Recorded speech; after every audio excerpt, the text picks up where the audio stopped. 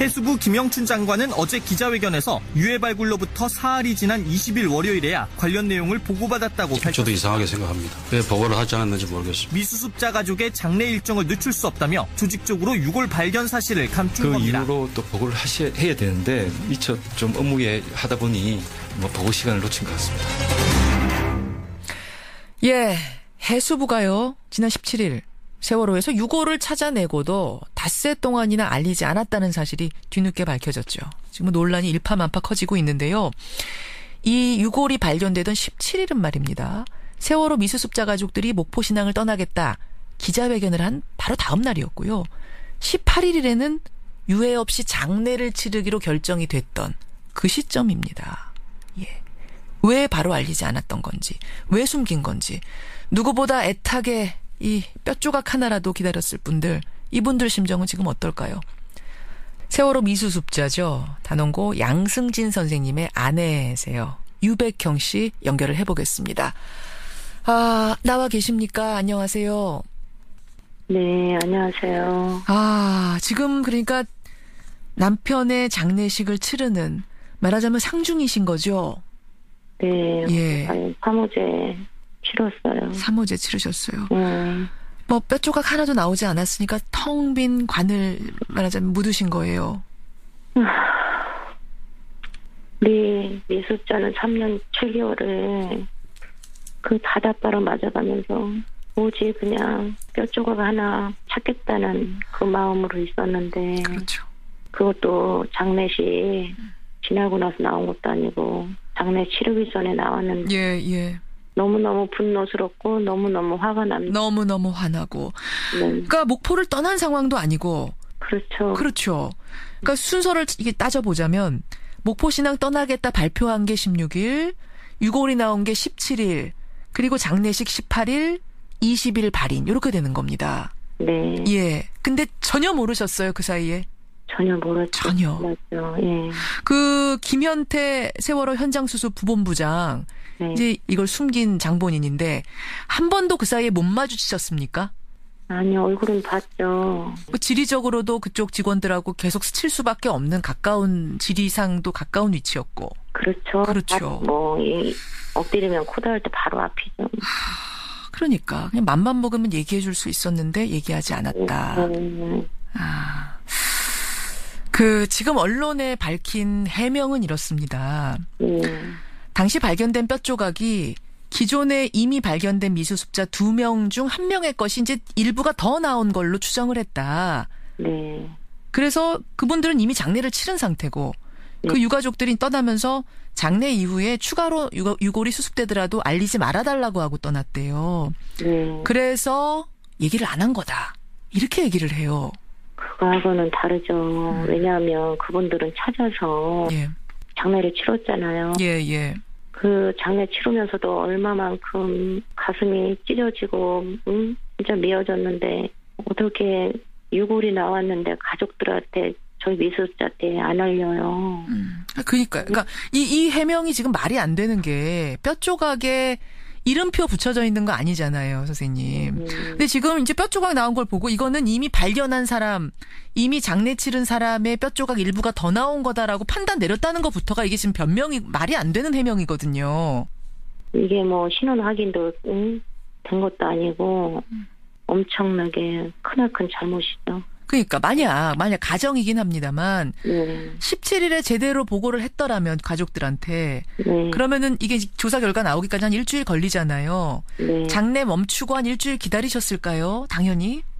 그 가족을 찾는 거 그런 희망이 생긴다면 밝혀질 수도 있는 것이겠죠. 3년이 넘도록 집에도 못 가고 그 뼈조각 하나 찾겠다고 기다린 사람들 앞에서 어떻게 그걸 숨길 수 있는지 지금 가족들 마음이 어떨까 싶습니다. 너무 힘듭니다. 너무 힘드시죠. 네. 이 장례 치른 것도 제가 실감이 안 나요. 네, 안 나시죠. 진짜 뼈 한 점을 찾아서 보내줘요. 그래도 내 남편을 찾았구나. 그런데 가슴이 아파요. 아마 입장 바꿔를 생각하면 가족들이라면 이런 일이 있으면 용서가 되겠어요. 어머님, 오늘 바람이 정말 찬데 건강 잘 챙기시고요. 네. 예. 오늘 어려운 인터뷰 이렇게 응해주셔서 고맙습니다. 네. 예. 네, 세월호 미수습자 5명. 가족으로는 4가족입니다. 4가족 중에 한 가족. 양승진 선생님의 아내세요. 유백형 씨를 먼저 만나봤습니다. 이 상황을 어떻게 받아들여야 될까요? 더불어민주당 박주민 의원 연결을 해보겠습니다. 박 의원님 나와 계세요. 예, 안녕하십니까. 예. 그러니까 유고를 발견하고도 공개를 안 했다. 은폐했다. 이건데. 네. 어제 이제 이 사실이 알려지고 나서 하루 종일 조사가 이루어졌을 텐데, 네. 왜 그랬다고 해명을 합니까? 말로는 여러 가지 이제 이유로, 예. 목포 신항을 이제 떠나기로 결정을 했고, 그 예. 과정에서 이미 이제 충분히 이제 정신적인 어떤 충격이라든지 이런 것을 받았을 상황에서, 이것을 알게 될 경우에, 더 그랬을 수 있으니까 조금 지나서 얘기를 하자 이런 취지였다라는 식으로 저는 듣고 있습니다. 예. 그 얘기도 나오고 그전에는 또 어떤 해명이 나왔었냐면 네. 이미 뼈 조각을 이미 유고를 발견해서 장례까지 치른 가족의 것일 것이다 라고 생각을 해서 네. 그 가족이 이제 더 이상은 나와도 알려주지 마세요라고 했기 때문에 안 알렸다. 이런 해명도 하나 나오고요. 또 하나는 네. 동물뼈일 수도 있기 때문에 네. 감정을 다 해보고 사람 뼈로 확실히 정해지면 그때 알리려고 했다. 이런 해명도 나오고 하더라고요. 이건 어떻게 보십니까? 네. 지금 이 상황에서 이제 그렇게 해명하는 말을 다 고지고대로 믿기는 조금 어려울 것 같고요. 그렇죠. 아무래도 충분한 조사가 좀 이루어져야만 될 것 같습니다. 예. 예. 아니 동물뼈일 것 같은 생각이 들었더라도 이게 지금 나왔습니다. 근데 이게 동물뼈인지 사람뼈인지 모르겠으니 좀 이렇게 기다려 주십시오. 이렇게라도 했었어야 되는 거 아닙니까? 바로 그 다음 날이 장례였는데. 맞습니다. 사실은 예전에도 한번 그 동물뼈들이 발견된 적이 있었습니다. 예. 그때도 이제 그 철이라든지 이런 부분에 있어서 강하게 문제 제기가 있었기 때문에. 그렇죠. 방금 말씀하신 대로 동물뼈라 하더라도 사람의 유골이라는 의심 조금이라도 들었다면 예. 바로 좀 조치를 취하고 알려드리고 했었어야 됐었을 것 같습니다. 그렇죠. 혹시라도 이 한 점 말고 더 있었는데 숨겼을 가능성 이런 건 없겠습니까? 그런 가능성까지도 좀 두고 있는 것으로 알려지겠습니다. 해수부는. 그래요. 전체적인 그 수습 과정을 전부 다 짚어보겠다라고 지금 얘기하고 있는 상황이어서. 예. 봐야 될 것 같습니다. 예. 자, 상황이 이렇게 되자 지금 야당 쪽에서는 김영춘 해수부 장관이 사퇴할 일이다. 책임지고. 네. 국정조사도 해야 될 일이다. 얘기를 합니다. 어떻게 네. 생각하세요? 우선 첫 번째는 지금까지 나온 이야기로는 김영춘 해수부 장관이 처음부터 이 사실 알았다거나 또는 보고가 늦게 이루어지는 과정에 개입했다거나 한 것은 아닌 것 같습니다. 오히려 그래서 이번 일을 계기로 해수부 내에 세월호 인양 문제라든지 이런 거에 소극적, 비판적이었던 분들에 대해서 적극적인 어떤 조치를 취하는 그 계기를 좀 삼는 것이 좀 바람직하다는 생각이 들고요. 그러면 장관이 20일에는 보고를 받았답니다. 이것도 늦은 보고긴 합니다만 어쨌든 보고를 받았는데 그 후에 이틀 동안 미수습자 가족들에게는 이 사실을 알리지 않았답니다. 뒤늦게 알게 된 거죠. 그럼 장관은 이틀 동안은 왜 침묵했는가? 이 부분도 또 하나의 쟁점인데요. 어떻게 보세요? 지금까지 알려진 바로는 장관이 20일날 보고를 받고 나서 예. 신속하게 이후 절차를 밟아라. 즉 가족분들에게 알리는 그런 절차 등을 포함한 신속한 절차 진행을 해라라고 지시를 했고 다음날 근데 이제 이 지시를 받은 사람들이 미수습자 가족분들에게 이 사실을 알린 것이 아니라 은하와 다윤이네 가족들에게만 알렸다는 거예요. 역시 이제 미수습자 가족분들 중에 일부에게만 분이었다가 이미 이제 먼저 그러네요. 그 수습을 해서 이제 장례를 치운 분들에게만 알려드렸다는 거예요. 그러니까 미수습자 가족 중에도 이제 유골이 발견이 돼서 떠난 분들이 있는데 이미 떠난 그분들 가족한테 알렸다는 얘기네요. 네. 그리고 그 다음 날 그러니까 나머지 다른 미수습자 가족분들에게 알리게 된 거죠. 그리고 장관으로서는 이제 21일 날 그러니까 두 가족에게 알린 것을 가족들에게 알렸구나라고 이제 착각을 하고 있었던 것으로 보여져요. 아, 어떻게 그럴 수가 있죠? 그럼 이게 지금 뭔가 장관은 지시를 뒤늦게 안 것도 문제지만 네. 뒤늦게 알고 바로 조치해라라고 지시가 내려졌는데 그 지시가 엉뚱하게 실행이 됐다는 얘기네요.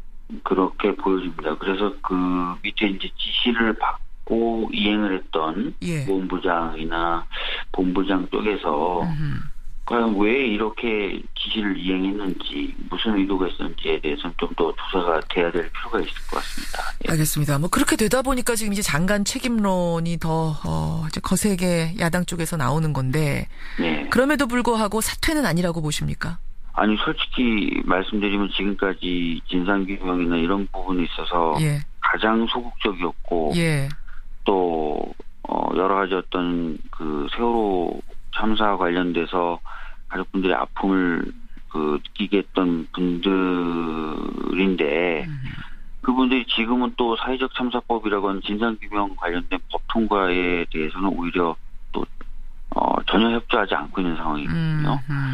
그런 것들을 다 이제 마치 없는 것처럼 하면서 무조건 이렇게 지금 공격 일변도로만 나오시는 것에 대해서 솔직히 좀 이해하기가 어렵습니다. 만약 그렇다면은 진짜 그 정도 진심과 진정이 있으시다면은 예.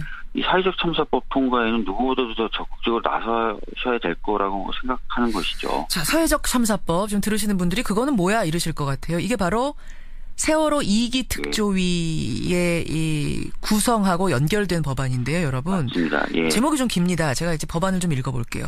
사회적 참사의 진상규명 및 안전사회 건설 등을 위한 특별법, 약칭 사회적 참사법. 이게 오늘 국회 본회의에 상정이 되고 본회의를 통과하면 이제 이 법안에 근거해서 세월호 2기 특조위가 구성이 되는 거죠. 네네. 예.